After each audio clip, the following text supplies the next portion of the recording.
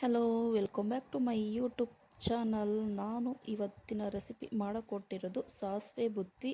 ಇದು ಭೂಮಿ ಹುಣ್ಣಿಮೆ ದಿನ ಮಾಡ್ತಾರೆ. ಹಾಗೆ ಇದು ಯಾವ ಥರ ಮಾಡೋದು ಏನು ಅಂತಂದು ನೋಡ್ಕೊಂಬರೋಣ.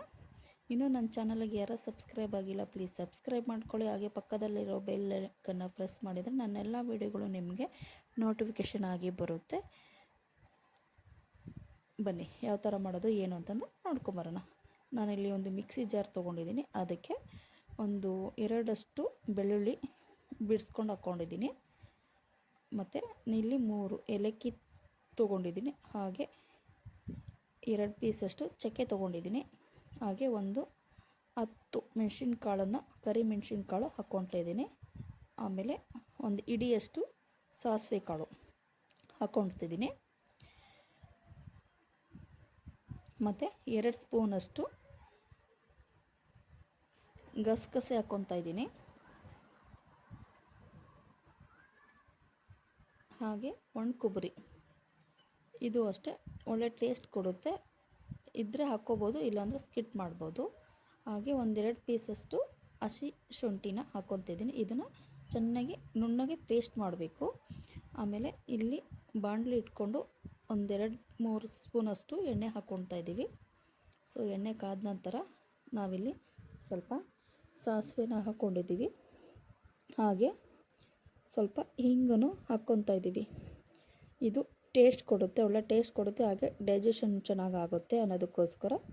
ಆಮೇಲೆ 1-2 ಹಸಿಮೆಣ್ಸಿನ್ಕಾಯಿನ ನಾವಿಲ್ಲಿ ಹಾಕ್ಕೊತಾ ಇದ್ದೀವಿ. ಹಾಗೆ ಒಂದು 4-5 ಪೀಸು ಬೆಳ್ಳುಳ್ಳಿನ ಜಜ್ಜಿಕೊಂಡು ಹಾಕ್ಕೊತಾ ಇದ್ದೀವಿ. ನೆಕ್ಸ್ಟು ಕರಿಬೇವು ಹಾಕ್ಕೊತಾ ಇದ್ದೀವಿ.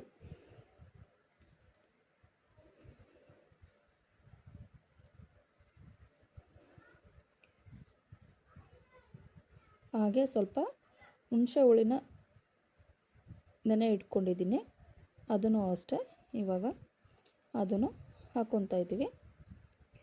ಸೊ ಇದಂತೂ ತುಂಬ ರುಚಿಯಾಗಿರುತ್ತೆ.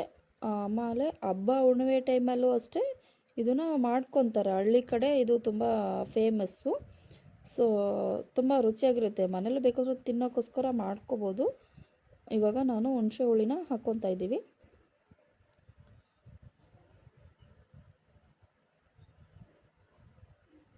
ಸೊ ಇದು ಸ್ವಲ್ಪ ಕುದಿ ಬರಬೇಕು ಹುಣಸೆ ಹುಳಿ. ಆಮೇಲೆ ಸ್ವಲ್ಪ ಪೇಸ್ಟ್ ಮಾಡಿ ಇಟ್ಕೊಂಡಿದ್ದೀವಲ್ವ ಸಾಸಿವೆ, ಅದನ್ನು ಇವಾಗ ಅದನ್ನು ಹಾಕ್ಕೊತಾ ಇದ್ದೀವಿ.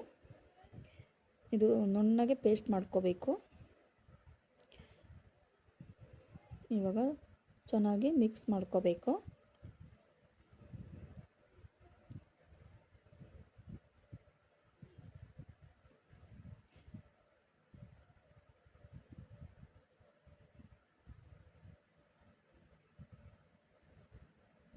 ಚೆನ್ನಾಗಿ ಮಿಕ್ಸ್ ಆದ ನಂತರ ನಾವು ಇಲ್ಲಿ ರುಚಿ ತಕ್ಕಷ್ಟು ಉಪ್ಪನ್ನ ಹಾಕ್ಕೊತಾ ಇದ್ದೀವಿ.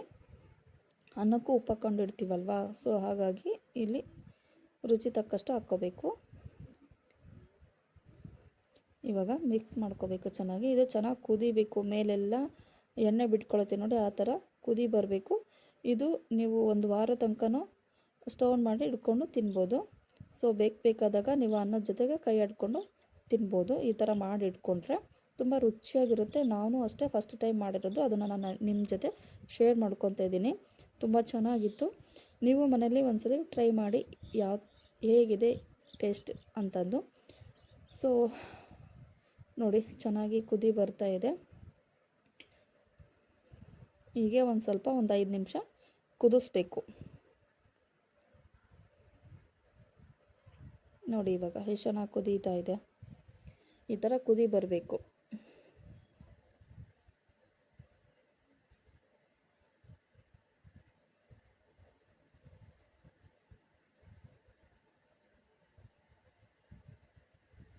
ಇವಾಗ ನಾವಿಲ್ಲಿ ಅನ್ನ ಮಾಡಿ ಇಟ್ಕೊಂಡಿದ್ವಲ್ಲ, ಅನ್ನನ ಸ್ವಲ್ಪ ತಣ್ಣಗಿರಬೇಕು.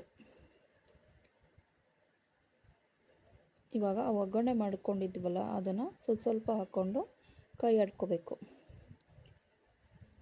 ಈ ಥರ ನೀವು ಯಾವಾಗ ಬೇಕಾದರೂ ಕೈ ಆಡ್ಕೊಂಡು ತಿನ್ಬೋದು. ಒಗ್ಗರಣೆ ಮಾಡಿಟ್ಕೊಂಡ್ರೆ ಎಮರ್ಜೆನ್ಸಿಯಾಗಿ ಬರುತ್ತೆ. ನಾನು ಮನೇಲಿ ಟ್ರೈ ಮಾಡಿದ್ದೀನಿ. ನೀವು ಮಾಡಿ ಟೇಸ್ಟ್ ಹೇಗಿದೆ ಅಂತಂದು ಕಮೆಂಟ್ ಮಾಡಿ.